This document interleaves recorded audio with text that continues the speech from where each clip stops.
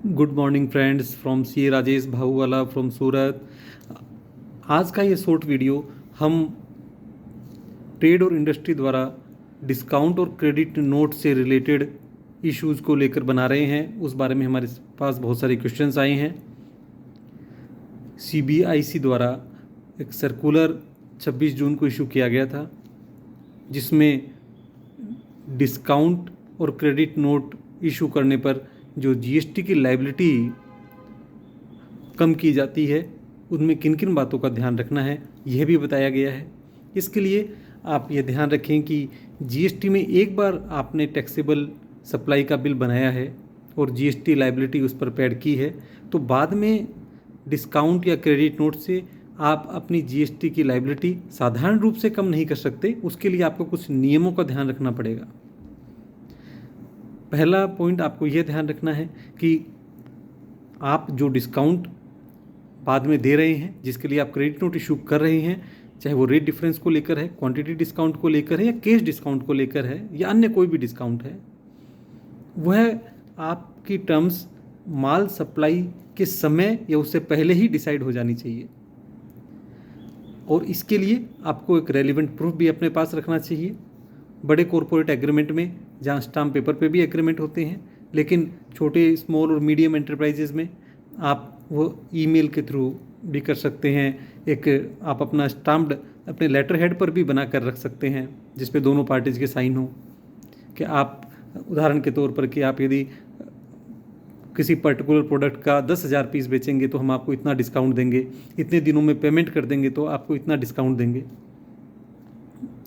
ये आपको specific terms and conditions आपको रिटर्न फॉर्म में आप जिस दिन माल बेचा है उससे पहले की डेट में आपके पास होनी चाहिए।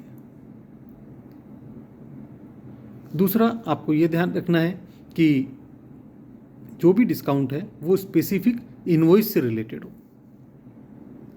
जनरल डिस्काउंट के फॉर्म में नहीं हो। इसके लिए जब आप क्रेडिट नोट इशू करें तो उसमें पर्टिकुलर इनवॉइसेस के भी रेफरेंस देवें। हालांकि आजकल जीएसटी R1 में पर्टिकुलर इनवॉइस का रेफरेंस रिटर्न भरते वक्त देना का जो सिस्टम था उसे बंद कर दिया गया है, लेकिन एक्ट की रिक्वायरमेंट ख़त्म नहीं हुई है। इसके लिए आप कोई भी क्रेडिट नोट इशू करें उसमें बिलों का स्पेसिफिक उल्लेख जरूर करें। तीसरी कंडीशन जो है वो यह है कि आपका जो कस्टमर है जिसे आप डिस्काउंट दे रहे हैं, क्रेडिट नोट इशू कर रहे हैं, उसने अपनी इनपुट टैक्स क्रेडिट को कम कर लिया है। यह बात प्रूव करना बड़ा डिफ़िकल्ट है कि आपके कस्टमर ने उस क्रेडिट नोट की जीएसटी को अपने जीएसटी के रिटर्न में कम कर लिया है।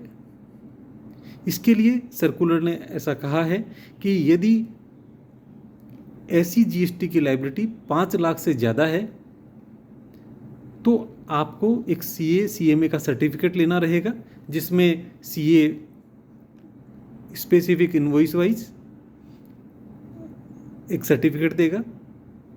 और यदि अमाउंट 5 लाख से कम है तो जो आपका कस्टमर है वो खुद ही अपने लेटर हेड पर इस बात को सर्टिफाई कर सकता है कि हमने इनपुट टैक्स क्रेडिट उस अमाउंट तक कम कर दी है जिस अमाउंट का क्रेडिट नोट इशू किया गया है।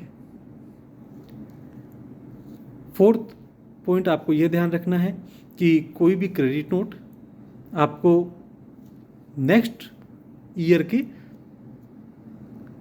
31 अक्टूबर तक ही इशू कर देना है, ताकि जब 31 अक्टूबर का जो रिटर्न है वो जनरली 11 नवंबर को जीएसटी R1 और 20 नवंबर को जो 3B जाता है सामान्य रूप से, उसमें वो रिफ्लेक्ट हो जाए। उसके बाद यदि आप इशू करते हैं तो आपको उसका बेनिफिट नहीं मिलेगा।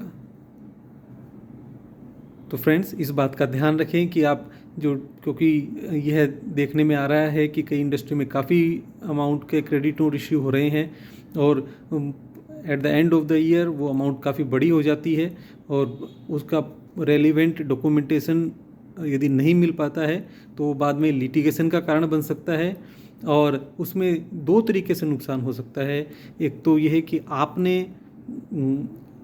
अपने कस्टमर से भी वो जीएसटी का बेनिफिट कस्टमर को भी दे दिया और डॉक्यूमेंट्स के अभाव में डिपार्टमेंट ने भी आपका वो क्लेम भी अप्रूव नहीं किया, तो बाद में आपको डबल नुकसान हो सकता है। इसके लिए बेटर ये है कि आप डिस्काउंट से रिलेटेड डॉक्यूमेंटेशन कंप्लीट रखें, और किसी कारण से यदि आपको लगता है कि डिस्काउंट से रिलेटेड आप डॉक्यूमेंटेशन नहीं कर पा रहे हैं तो आप फाइनेंशियल क्रेडिट नोट इशू करें। फाइनेंशियल क्रेडिट नोट का मतलब कि आप उसमें उसका जीएसटी का इफेक्ट नहीं दे रहे हैं, तो आप फाइनेंशियल क्रेडिट नोट भी इशू कर सकते हैं ताकि आप सेफर साइड रहें। इस बात का ध्यान रखें। आने वाले समय में हम जीएसटी के विभिन्न मुद्दों को लेकर, इस जो बहुत ही रेलिवेंट हैं और जो ट्रेड और इंडस्ट्री में काफ़ी लोग गलतियां कर रहे हैं, उससे रिलेटेड हम शॉर्ट वीडियोज़ इशू करेंगे। Thank you.